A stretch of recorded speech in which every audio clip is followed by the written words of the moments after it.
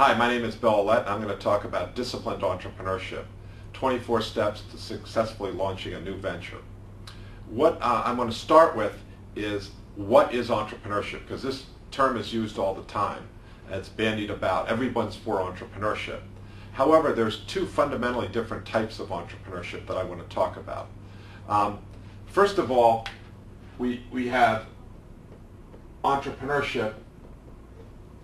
We have what we call SME entrepreneurship. SME stands for Small Medium Enterprise Entrepreneurship. These are fundamentally small companies that will stay small, and they may have been around for a while. They're focused on local markets. They're often service businesses that are servicing a local opportunity, but they're not something that's looking to go global. They know there's a need local. They want to address that. This could be a dry cleaner. This could be a nail salon. This could be a restaurant or pizza parlor, as we reference in the paper that Fiona Murray and I wrote. These are fundamentally important companies to an economy and a region because they serve a need. But relative to the way they're made up is the system that they create is one that shows kind of linear growth, and then at some point it usually taps out of the market. Now, this is an approximation of what goes on, but that's what it usually looks like, linear growth. But you notice that if this is cash flow here from the business, that there's not a tremendous amount of cash flow out. Again, a simplification. However, when we go to IBEs over here, which I will call innovation-driven entrepreneurship, or innovation-driven enterprise entrepreneurship, we have a fundamentally different business. This one is looking for global markets or super regional markets to serve. And while this one is usually the owner is usually maintaining control of it. This one is going to require more cash because the dynamics of this business it loses money, and then it's going to start showing exponential growth. So there's this negative cash flow here.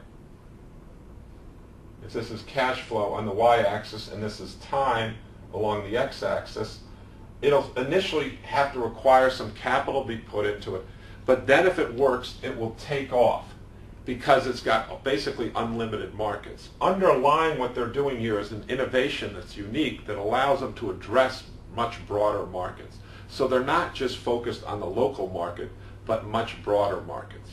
This is very important because this is going to require more cash, as I mentioned, while this is owned by this is controlled by the family or the owner.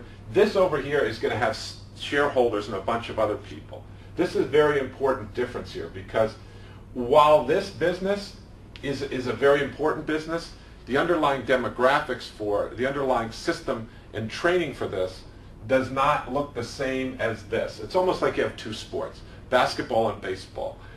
Sure, you run in both, you jump in both, but and that's true of these, but Michael Jordan was a great basketball player. He turned out not to be a great baseball player. All his training was for that. So likewise, there could be some crossover here, but generally there's more risk in these. The people that are trained for these are doing how to manage multiple stakeholders, how to do an underlying innovation. In the next section, we're going to look at what is innovation and define that more precisely. But the point of this is two types of entrepreneurship: small, medium enterprise entrepreneurship, small companies distributed geographically, and then innovation-driven enterprise entrepreneurship, companies that might not make it, but then if they make it, they get to grow and be very, very big. These end up, you don't need a lot of these to generate a lot of jobs. These you need a lot. These tend to be more clustered. These tend to not be so clustered.